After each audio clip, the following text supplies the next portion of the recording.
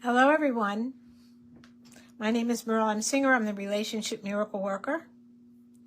I do a podcast every week, and it's called Merle's Pearls of Business Wisdom. So I know I have a background in psychology. I have a bachelor's and a master's degree in education.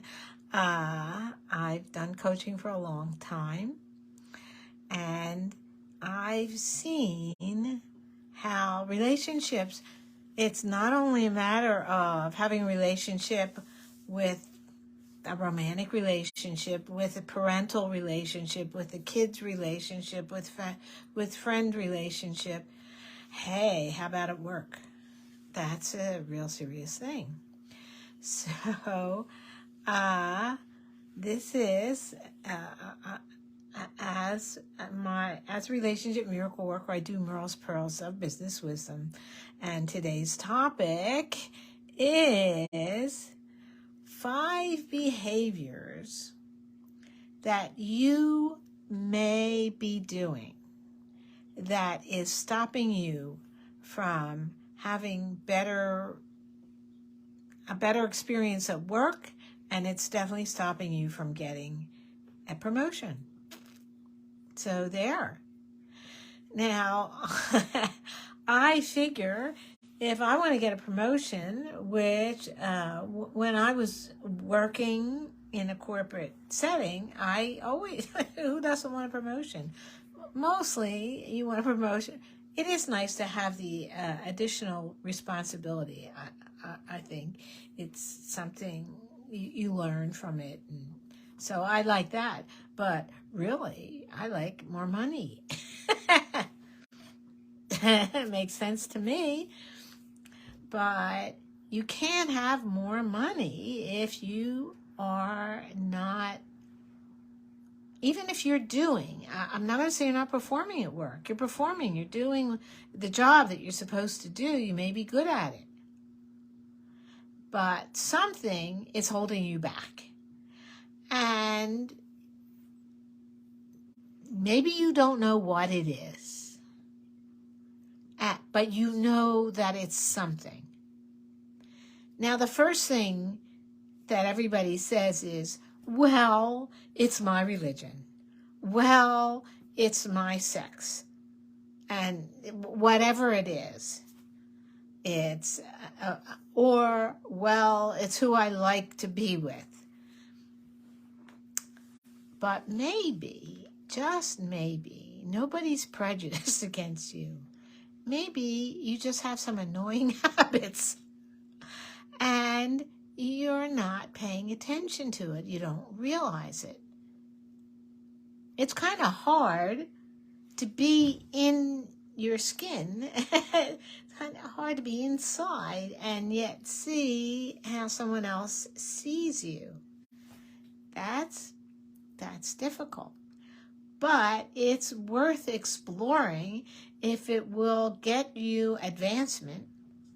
And if you are able to advance at work and you use some of the skills that you've learned, you can also apply that to your personal life, wherever you are. You're already married 20 years, or you've just dated 20 different people. It doesn't matter.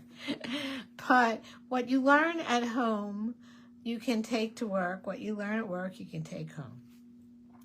But today we're going to talk about what is it that you're doing that's so annoying.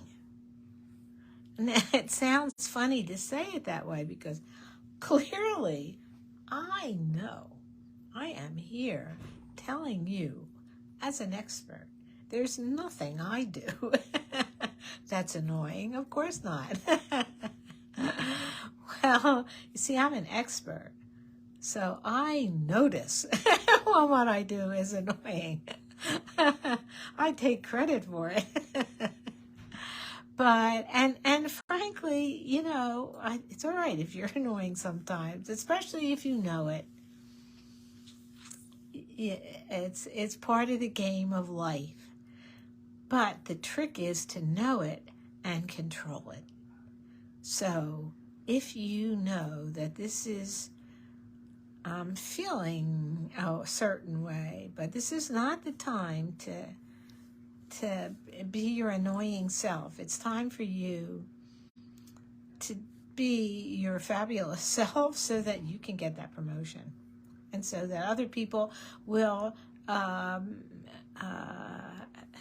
cooperate with you so that you can get things done. Whatever you're doing, some things you do are just you solo, but some things you do in a team, and it's good to have people willing to be on that team with you. You want people to like you enough so that whatever project you're working on with them, they actually want you to succeed. Because if you annoy people enough, they'll even not do their work as good as they could just so that you don't get your project done as best way it could be. So getting along with people, it can be a problem, because not only can you be annoying, but everybody else around you can be too.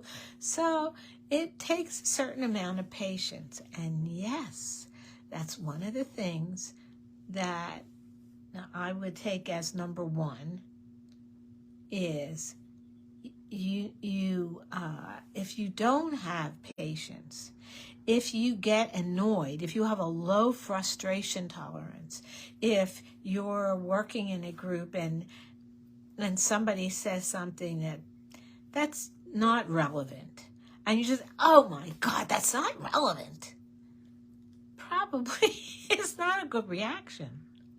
So rather, you need to chill out, relax. You don't have to meditate. You don't have to go into another world. You just have to take a few deep breaths and say, interesting point. Now, for the project, this is what we need to do. But if people annoy you all the time, it's not them, it's you. That's what I'm saying by that low frustration point, when you have no tolerance for other people. And you know what that does? That makes you very judgmental. Probably not a good thing. One of the things that's wrong in the world today, that's wrong in politics, is everybody is so judgmental. Oh, you think that way? Well, obviously you're this. Better to be a little more patient. Don't get so frustrated. Different people think differently. And there's a very large world. There is a huge world we live in. There's room for all of us, even the ones that think differently than us, even the ones that do a project from a little different perspective than we do.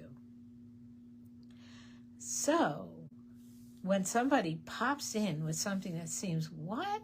Where did that come from? Take a moment to think about it. Maybe that's a new idea. Maybe that's a different perspective. And just honor that possibility, even if you ultimately cross it out as not being relevant. At least say, well, let me think about that. And when you do that, when you show tolerance, it's, I'm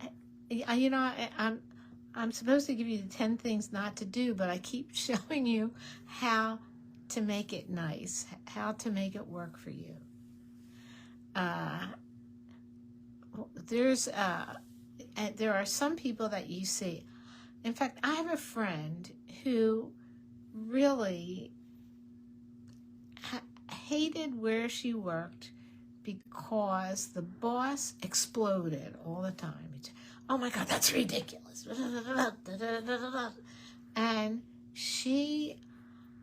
I think she got an ulcer from it. It was And you want to know something that I always found fascinating is that he wasn't even, if maybe he was talking to her, but he wasn't talking of her.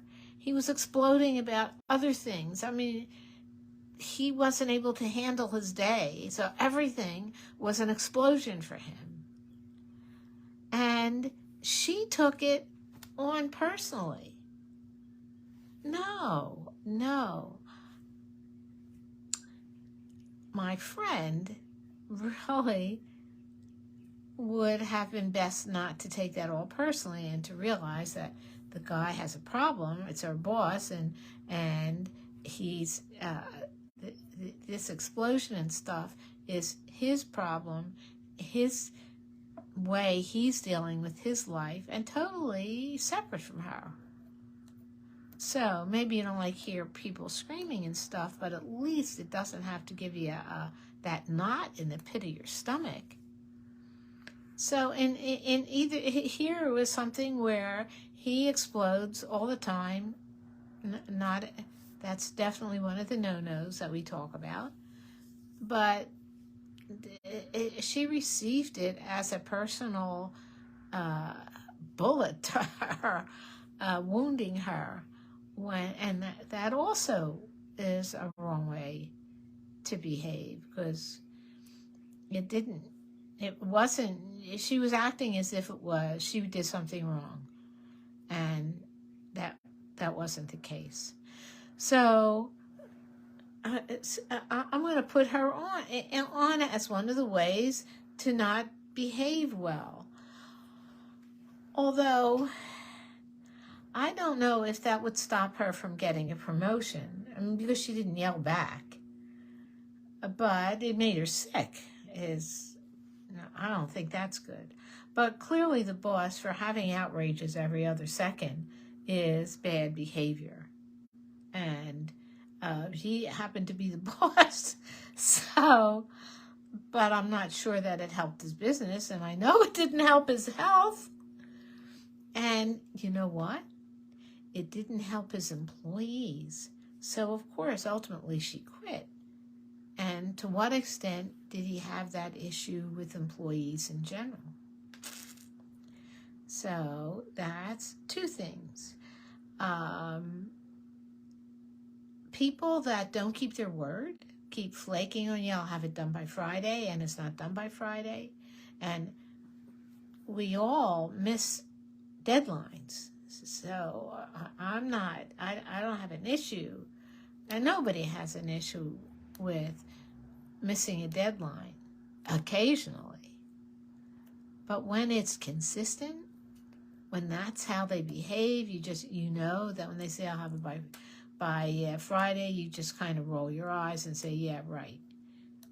And then look around for someone else that you could get to do this thing, because it really needs to be done by Friday. So being flaky is definitely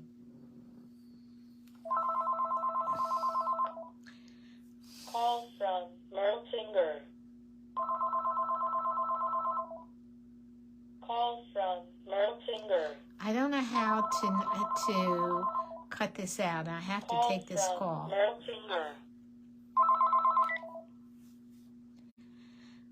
I'm on a live broadcast. Can I help you? Another 5 or 10 minutes? Okay. Bye.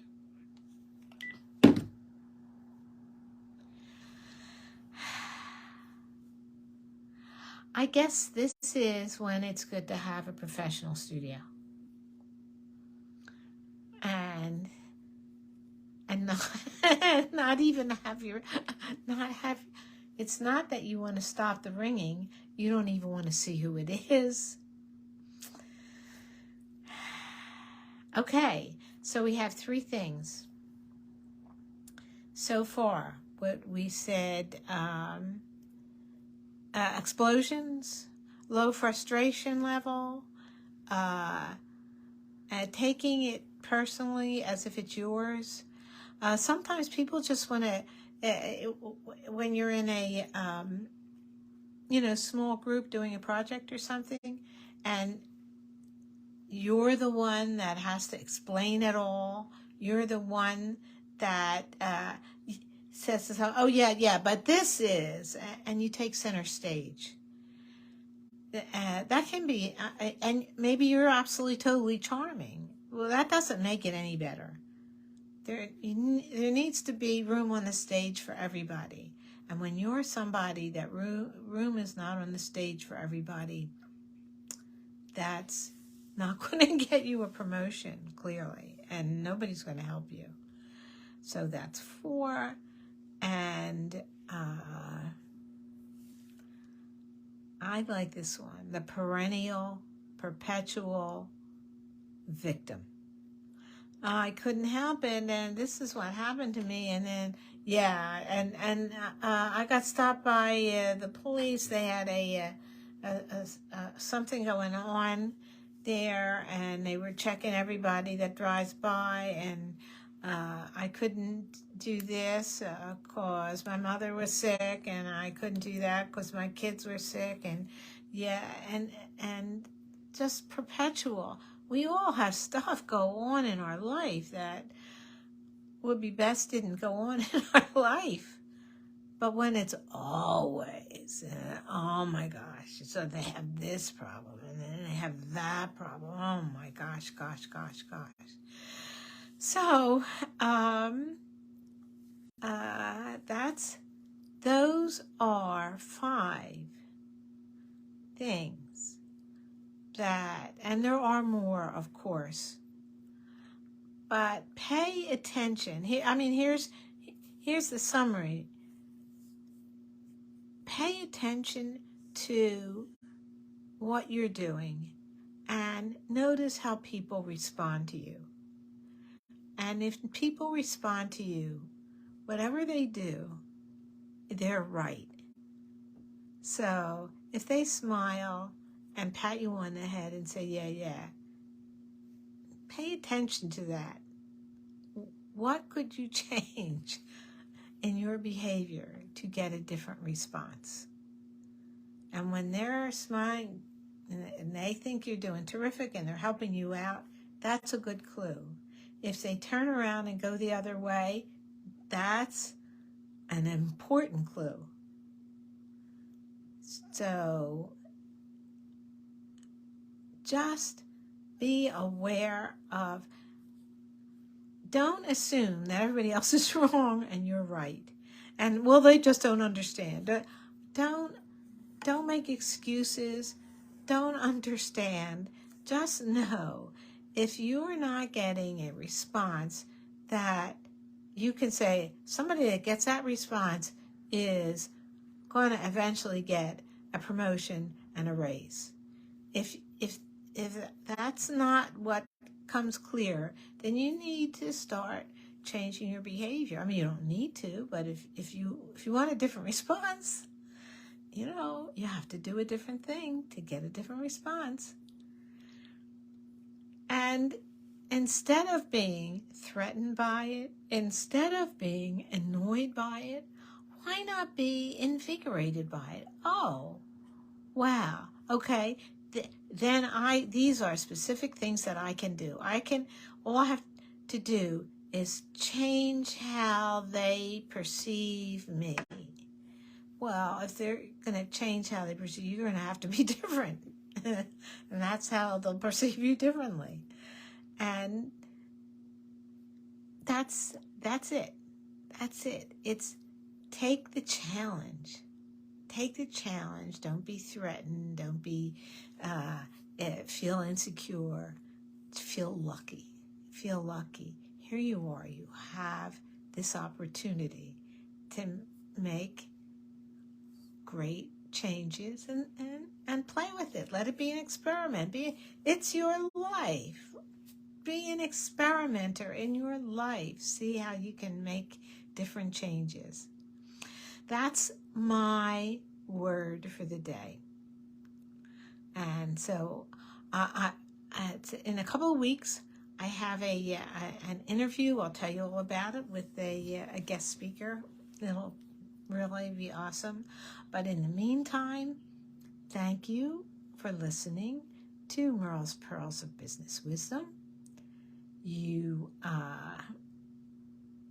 I am, of course, your host, Merle Singer, the Relationship Miracle Worker. You can find this episode on relationshipmiracleworker.com/episode, or you can go to Apple Podcasts or any of your favorite podcasting platforms and look for me there. And so it doesn't even have to be live; it can be streaming. Do it, and then mark yes, I like it, and even then you might make a comment. Something that we can talk about at a different time. Meanwhile, have a fabulous, fabulous rest of the day. Have a fabulous, fabulous week. And try some of the techniques that we talked about today. And we'll have some new ideas next week. Ciao, ciao, Bella. Take care, everybody.